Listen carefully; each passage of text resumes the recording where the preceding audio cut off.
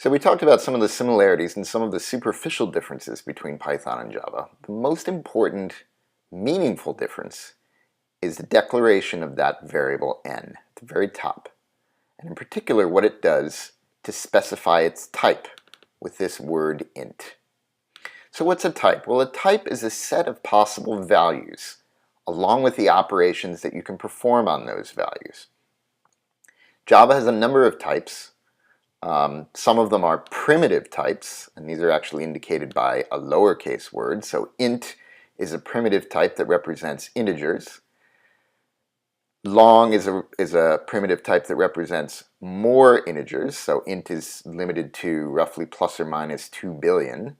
Long can represent a larger range of integers.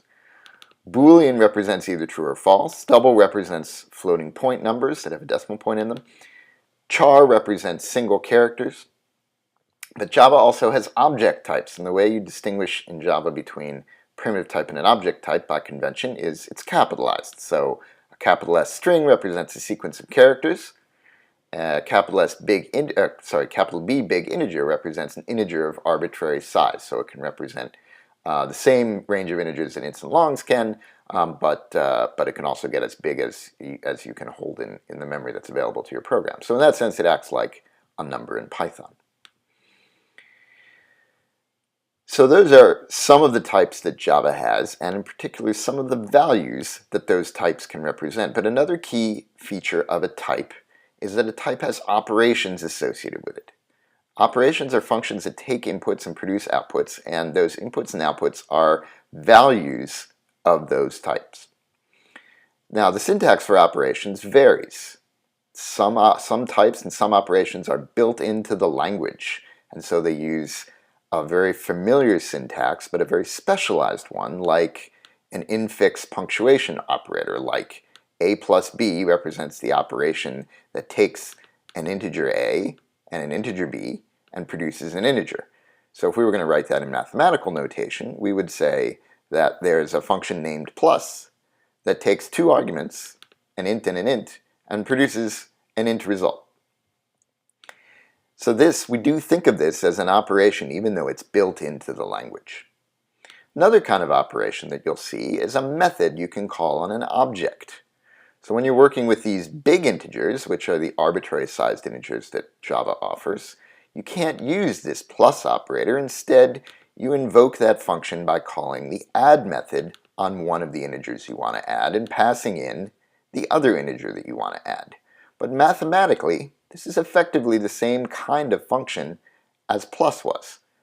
It's a function that in this case is called add, but that takes one value and another value, both of them integer-like, and produces a third value, which is their sum.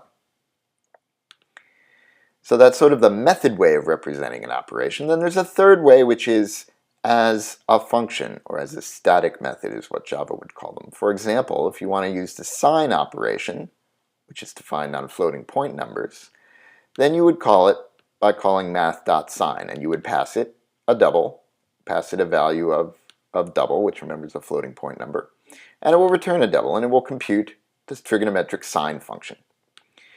Now this is different than what we did right here because this capital N math is a class, it's not an object. It's a class that happens to contain the sign function. And so the only argument that this takes is this theta that we're passing in here. So this is a function that takes one argument and produces one result. So there are various different ways that operations on a type might be represented and shown in the language, but the important thing is to realize that underlying it is some kind of function. And it may be written in different ways, but it's still doing basically the same thing. So for example, in Java, if you want to take the length of a string, you call a method on that string. You take the string that you want to find the length of, and you do .length parens after it in order to get that method. Now that's a different syntax, a different way of writing what you would write in Python as a function, len, that takes the string as an argument, but it's fundamentally the same operation. It's a function whose input is a string and whose output is the integer that is the length of the string. It just happens to use different syntax. Now, one troublesome spot is that some operations, some names of functions, are overloaded in the sense that the same operation name is used for functions that take very different types. You see this frequently in many programming languages with the arithmetic operators like plus, minus, times, and divides. The reason is these are so familiar to us, and mathematicians have been overloading them for so long, that there's actually different versions of plus. This plus that I talked about here, if a and b have type integer, it's going to invoke the integer addition. But if a and b have type double, then it's going to invoke a double addition. We'll see also in Java that methods, like add, can also be overloaded. Almost every programming language has some degree of overloading, and it can be a little bit troublesome, and we'll see why in a bit.